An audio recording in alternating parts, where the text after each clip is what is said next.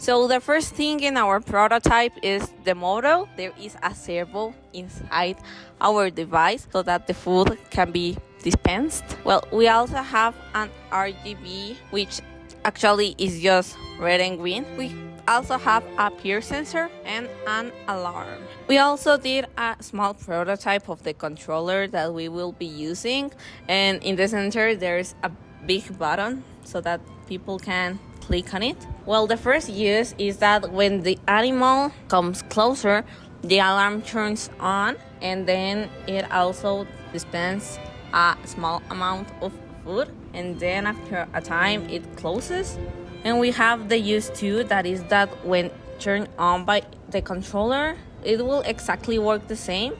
The green LED will turn on, the alarm will set off, and the food will be dispensed by a small portion. Okay, so the declaration for our code starts with hashtag include servo-h, and that is the servo library.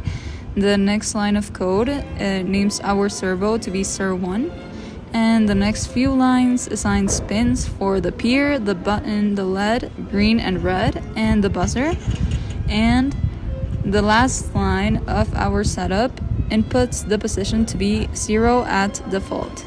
So our voice setup is principally made of pin modes and the attach of the servo. So first of all, we have that the peer sensor is gonna be an input. The button is gonna be an input pull up. The input pull up is used to reverse the function that the button has. In this example, the button will always be turned on. We also have the pin mode for a green LED, which will be our output, and a red LED, which will also be an output. We have the serv1 attach, which is our attach for the servo. It says that the 6 will be the digital pin to which it is attached, and 500 and 2500 is the range of the servo.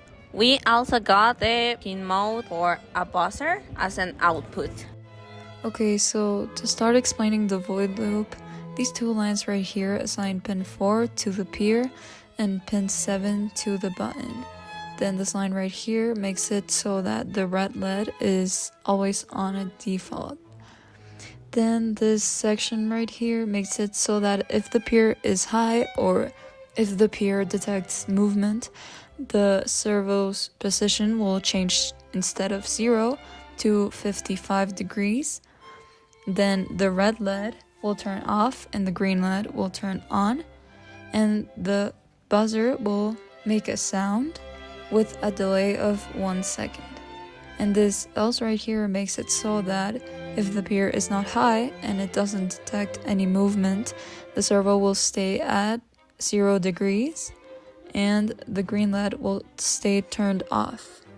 So the second part of the code starts with if the button is low, which means if the button is pressed, then the position of the servo will be 55, and then the servo will open 55 degrees. Then the digital right of the red LED will be turned off, and the green LED will be turned on completely with an alarm setting and a delay of 1 second. Else the position will remain in 0 for the servo, and for the green LED it will be turned off. And finally, our last line of code, which is in the line 54, means that the servo will reset.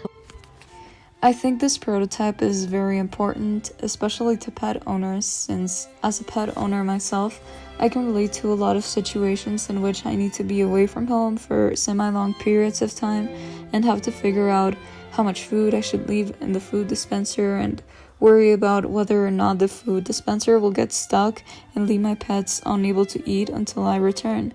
Or sometimes maybe I'm just lazy and don't want to go all the way to my pets' plates of food and serve them some.